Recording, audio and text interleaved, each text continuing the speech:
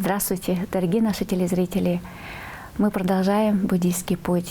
И завершился Сакадава, священный месяц для буддистов, по традиции китайско-монгольской культуре. И с 31 мая продолжается священный месяц Сакадава по расчетам, астрологическим расчетам Института медицины и астрологии, который находится в Тарамсале, и называется это Мексикан. И по этим расчетам отмечаются Сакадава тибетцы, которые проживают по всей территории земного шара, а также тибетцы, которые проживают в самом Тибете, в Китае, это 6 миллионов человек, а также те буддисты, которые придерживаются наставлениям его Святейшества Далай-ламы. По этому календарю также празднуют такие страны, как Бутан, Непал и часть Юго-Восточной Азии. И 14 июня будет отмечаться 15-й лунный день, это день Весак, когда Будда родился, достиг просветления и ушел в паранирвану. И в течение этого месяца буддисты будут продолжать накапливать духовные заслуги, а также будут отказываться от употребления мяса, алкогольных напитков. И по поводу накопления заслуг и тех программ, которые будут у нас организованы в нашей республике, мы поговорим чуть позже. А сейчас бы хотелось бы перейти к теме празднования церемонии открытия Будды Шакьямуни на слиянии двух рек Пхихема и Кахема на берегу Енисея. 28 мая прошла эта церемония, и во всех социальных сетях, в чатах мы видим красивые фотографии, и жители Тувы стали посещать это место, накапливать благие заслуги, обхаживать это место. Там есть барабаны, они, когда их крутишь по часовой стрелке, когда ты обходишь эту ступу, обходишь эту статую, то человек накапливает очень много заслуг, потому что идет мощное накопление энергии. Не зря эту Будду построили на энергетически мощном месте. И во время церемонии прибыли представители власти и духовенства. И от имени тувинского духовенства Камбалама нашей республики Гелек Насык Торжу он подарил фонду Сергея Кужегетовича Шойгу черную лошадь. И это знак уважения, благодарности, это знак почитания, потому что испокон веков тувинцы дарили лошадь наемным, уважаемым людям, которые внесли огромный вклад в нашу республику. И Сергей Кужегетович Шойгу очень много сделал для нашей республики, особенно в сфере буддизма. И благодаря его поддержке построили Устюхуре, Алдухуре, Хуре Сечерлинг, где сейчас находится централизованная буддийская организация управления Камбаламы. А также благодаря ему была перевезена целая коллекция 1000 Будд, статуи Будд, которые сейчас находятся в Устюхуре, алтарной части. И сегодня благодаря фонду Сергея Кужегетовича Шойгу построена великолепная статуя Будды Шакьямуни. Она олицетворяет единение, объединение всех кажунов, районов, всех народностей в нашей республике, всех людей, которые находятся в Центре Азии, и они теперь могут посетить нашу республику, посмотреть одну из самых величественных и великих, высоких статуй, которые находятся в нашей стране. И та лошадь, которая сейчас является знаком и символом почитания, уважения, которая была дарована управлением Камбаламы. Эта лошадь сейчас необычайна тем, что она черной окраски, и всегда великим людям дарили испокон веков именно черный цвет. Это цвет аристократии, наёнов, уважаемых людей. И голова этой черной лошади, она покрыта белизной. Это знак белого намерения.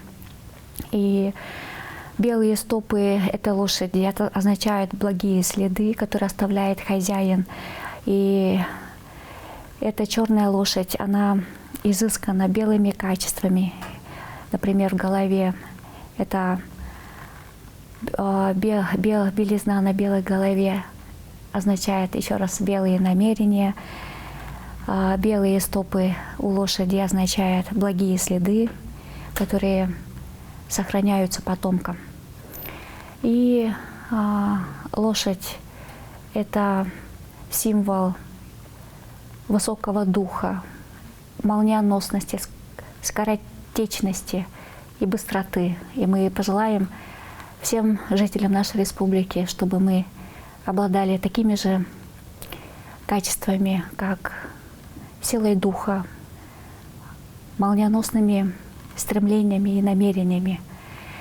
И в этот священный месяц, который празднуют сегодня тибетцы во всем мире, его святейство Далай-лама тоже организовывают лекции в режиме онлайн, и мы можем послушать эти лекции с 1 июня по 2 июня.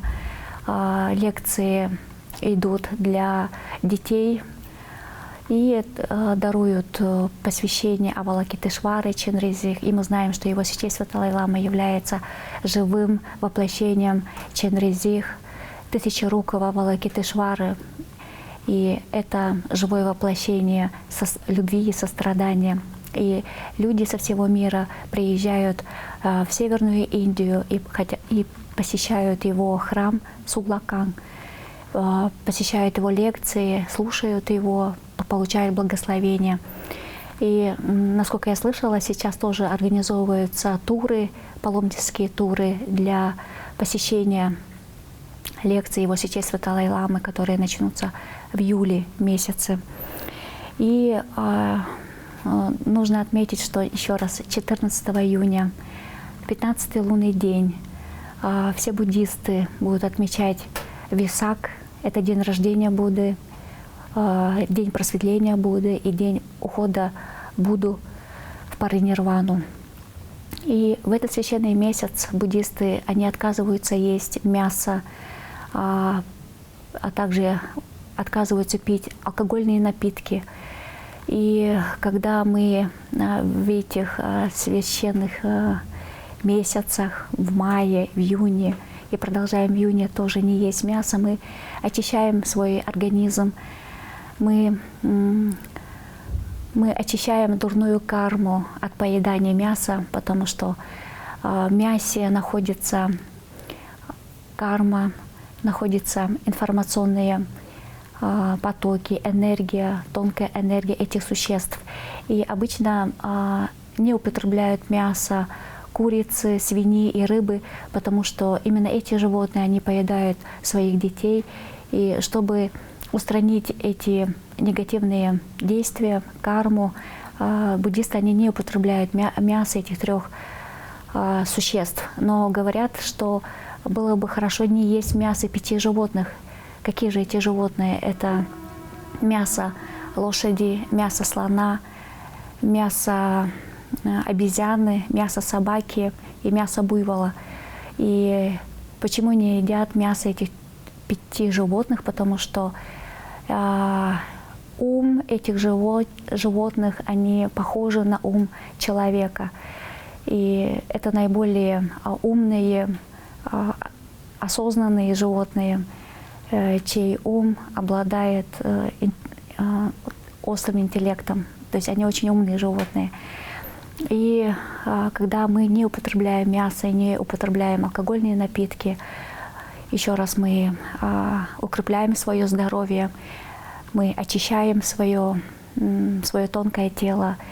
И благодаря отказу поедания мяса, отказу дурных негативных поступков, мы становимся более легкими для совершения духовных практик. И поэтому мы до 29 июня продолжаем соблюдать пост, соблюдать благие намерения. Мы будем обхаживать и обходить ступы с хюре, читать мантры, садханы. И в нашей республике с 10 по 15 июня в медитационном центре Сангье Чойлинг будет проведен ретрит Нюнгне. И первые 2 дня будут начитывание тары, мантры, зеленые тары. На второй день будет начитывание гуру-йоги. Это определенные такие духовные тексты для подготовки. И последующие дни все ретритчики будут начитывать тексты Садхана Валакитешвары и будут проходить белый нюнгне и строгий нюнгне, который сегодня стал очень популярен.